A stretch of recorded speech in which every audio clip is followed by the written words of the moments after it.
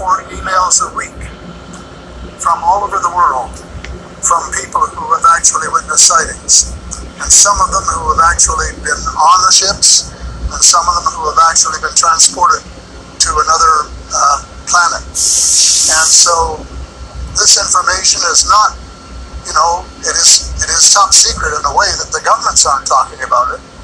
But if you listen to the whistleblowers and the people who have worked in the industry and who know what is going on, there is just a lot of information out there, and it doesn't take very long to get your hands on it. But see, the problem is that some people who report UFO sightings and alien abductions have been shown to make things up to make things up to be famous, to make money, or just for a prank. How do we tell fiction from a fact? Well, you have to spend a lot of time trying to find, we used to say, separating the wheat from the chaff, and it takes a lot of effort. When I was minister, I got sighting reports, and when we checked them out, about 80%, about 8 out of 10, were not real. They were sights of Venus or plasma or a dozen other things. But there were 15 or 20% for which there was no explanation, and they were the genuine, unidentified flying objects. These things go way back. One of the conferences I went to was in Las Vegas, was promoted by a chap who had written a book about crashes. And there were dozens and dozens and dozens of them, and many of them very, very well authenticated, so that it would be impossible to read all of that evidence and not to come to the conclusion that these vehicles were real. Have you ever had your own encounter with aliens? Not an encounter with aliens, no. I have seen a UFO about 120 miles north of Toronto over Lake Muskoka, where I have a cottage. And 2 years ago, last Canadian Thanksgiving, which is October, my wife decided she wanted to go out and look at the stars. So I'm not much of a night man, but I put on my cap and went out with her. And she looked into the eastern sky and said, "There's a star." And I turned around the other way and I said, "Oh, there's a much brighter one over here." And she looked, and it was. And we watched it until our necks almost broke for about 20 minutes. And it was definitely a UFO, because it could change position in the sky by 3 or 4 degrees in 3 or 4 seconds. And I checked out, there were no satellites that could do that. The space station wasn't going by, and it isn't able to move that fast anyway. And there was no other explanation except that it was a real thing. And 2 days later, I went down on the dock and got a comfortable chair and watched it came back almost to the same spot and entertained me for as long as I could take it. And then I went back to the cottage. But it was very interesting, because it would drop down in the sky and then it would roar back up, and then it would shift across a few degrees and do a circle and come back at a speed which, just astronomical speeds. As you know, they travel very, very fast. So does it just look like a falling star that falls really quickly and then rises again? What does it look like?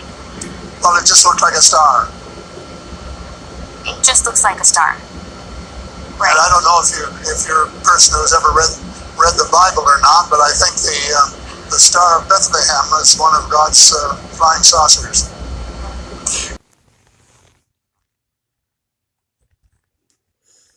Shalom. Welcome to GMS Gals in the Streets. I want to give all praises, glory, and honor to Yahweh Ba'Shem Yahweh Shai, whom I worship.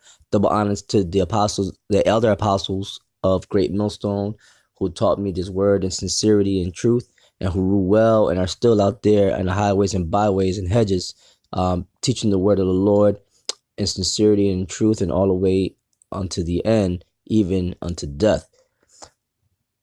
Salutations to all the Akim who are affiliated with GMS, and not affiliated with GMS, but who are preaching in the spirit of Yahweh Ba'Shem Yahweh Shai, like GMS, and who are diligent and are out there pushing this word, keep pushing on. I'm Elder Sakaran of the GMS New York camp, And today's lesson is on this Edomite, Paul Hellyer, and he was a former minister of defense in Canada, and he have seen many chariots, you know, and so now he's on here being interviewed and bringing it out, you know, what he saw and all that, and you know, it was all classified information. So a lot of these people are coming out now, and you know, especially those who retired from the military, from the Air Force and defense ministries and stuff, and they're coming out and they're bringing it out that these, you know, these chariots really do exist, and the technology that these chariots possess is phenomenal. You know, man cannot create this stuff. Okay, so you just seen the video, and you heard what he said. He said that that the Star of Bethlehem was one of God's UFOs, man. Okay, flying. Well, he said flying saucer. All right, and the term flying saucer is pretty much a circular you know, plate that flies, you know, and you know, because that's what they look like. They, you know, some of them are circular. The majority of them are circular in their geometric shape. Okay, some of them are not. Some of them are look like triangles. Some of them look like long cigars. You know, they come in many shapes.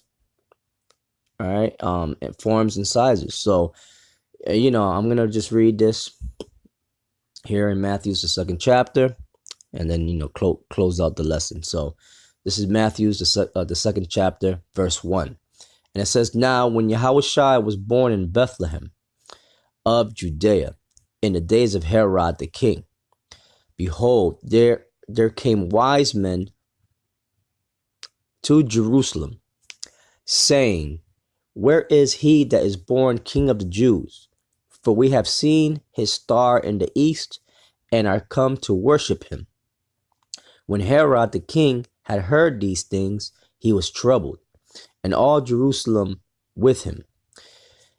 And when he had gathered all the chief priests and scribes of the people together, he demanded of them where Yahushua, where actually this is Hamashiach, demanded of them where the Hamashiach, which means anointed, should be born. And they said unto him, In Bethlehem of Judea. For thus it is written by the prophet, And thou, Bethlehem, in the land of Judah, art not the least among the princes of Judah. For out of thee shall come a governor that shall rule my people Israel. Then Herod, when he had privily called the wise men, inquired of them diligently what time the star appeared. And he sent them to Bethlehem, and that star was a chariot of Israel, a ship of the Lord. Okay. To Esau, they call them UFOs or flying saucers. And he sent them to Bethlehem and said, Go and search diligently for the young child. And when ye have found him, bring me word again, that I may come and worship him also. When they had heard the king, they departed, and lo, the star which they saw in the east went before them till it came and stood over where the young child was. So this is a star, and the star is flying. Keep in mind, this is way before satellites were put into orbit. And it's flying, and then it stops. It stops right over our Lord, man. Right over Yahushua, where he was born. Okay? Now, what star do you know that does that? Now you have what they call shooting stars, but a shooting star, that's what they call it, a shooting star, and it keeps going, and then it burns out. More than likely, it was a meteor, all right, that was that came into our atmosphere, and then it becomes a meteorite and it burns out, okay, because it burns out once it hits our atmosphere, all right. So it don't, this star here maintained its geometric shape while it was flying, and it stops, okay, it stops right above our Lord, where our Lord was born. That's what they call a so-called UFO, a flying saucer, right? In the Bible, they're known as a cloud by day, a fire by night. They're known as the chariots of the Lord. They are, so they are also known as a wheel within a wheel. Okay, and there are other I believe names for them in the scriptures. All right, so that was, without a shadow of a doubt, of a chariot of the Lord, a flying saucer. Okay, and Esau now is knows that. They knows that, you know what I'm saying. So we're here. Okay, so it says,